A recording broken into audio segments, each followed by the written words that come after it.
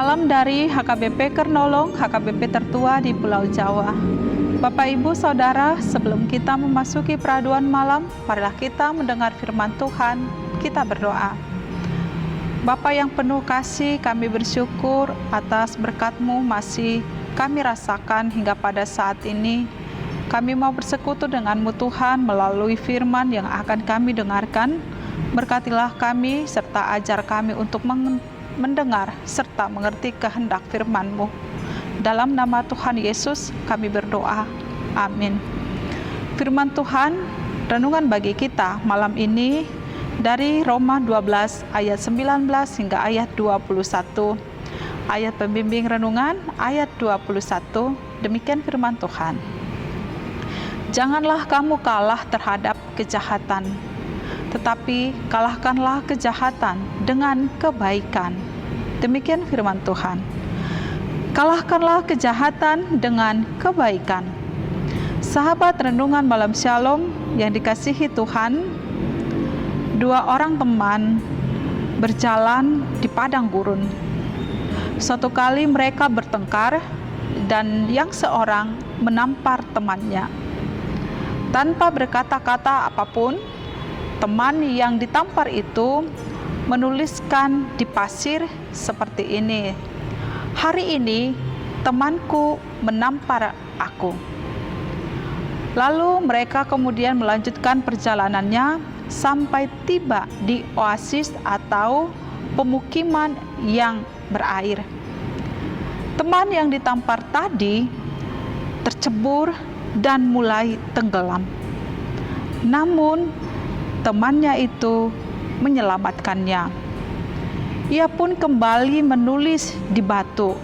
Demikian, hari ini temanku menyelamatkan aku. Teman yang menampar itu pun berkata kepadanya, "Setelah aku menyakitimu, kamu menulis di pasir. Tetapi sekarang kamu menulis di batu. Mengapa?" Temannya itu pun menjawab, "Ketika seseorang melukaimu, kita harus menulisnya di pasir agar angin menghapusnya.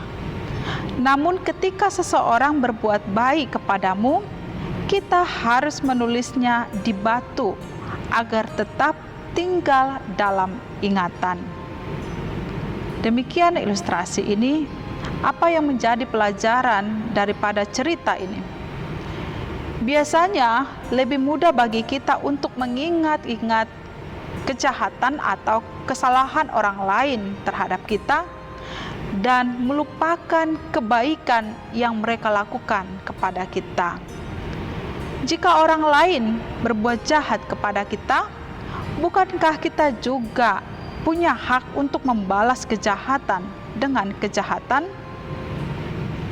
Firman Tuhan dalam renungan ini berkata agar kita tidak membalas kejahatan dengan kejahatan. Sebab pembalasan itu adalah hak Tuhan. Saat melakukan pembalasan, sebenarnya kita telah menduduki atau menggeser posisi Tuhan yang sebenarnya.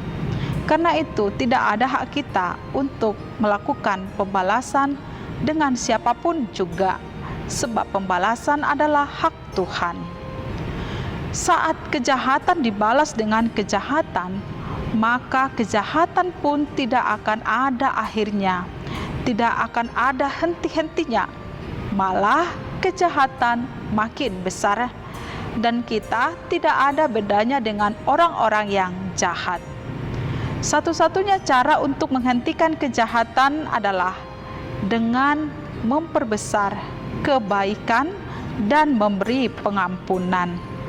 Sahabat renungan malam Shalom yang dikasihi Tuhan, adakah kita saat ini sedang mengalami atau menerima kejahatan dari orang lain? Jika demikian, mari kita serahkan semuanya kepada Tuhan, sementara kita tetap melakukan kebaikan. Sebab pada saatnya nanti, Tuhan pasti akan membalas menurut apa yang kita lakukan menurut apa yang orang lain lakukan. Karena itu, teruslah berbuat kebaikan. Demikian kita hidup sebagai pengikut Kristus dan hidup sebagai anak-anak Allah. Amin. Mari kita berdoa. Kami bersyukur Tuhan, firman yang telah kami dengarkan mengingatkan kami untuk tidak membalas kejahatan dengan kejahatan, tetapi membalas kejahatan dengan kebaikan dan memberi pengampunan bagi setiap orang, agar kami layak menjadi anak-Mu. Terima kasih Bapa, malam ini kami mau beristirahat membaringkan diri di tempat tidur, berkatilah kami. Dalam nama Tuhan Yesus kami berdoa. Anugerah Tuhan Yesus Kristus, kasih setia Allah Bapa, dan persekutuan dengan Roh Kudus menyertai kita sekarang sampai selama-lamanya. Amin.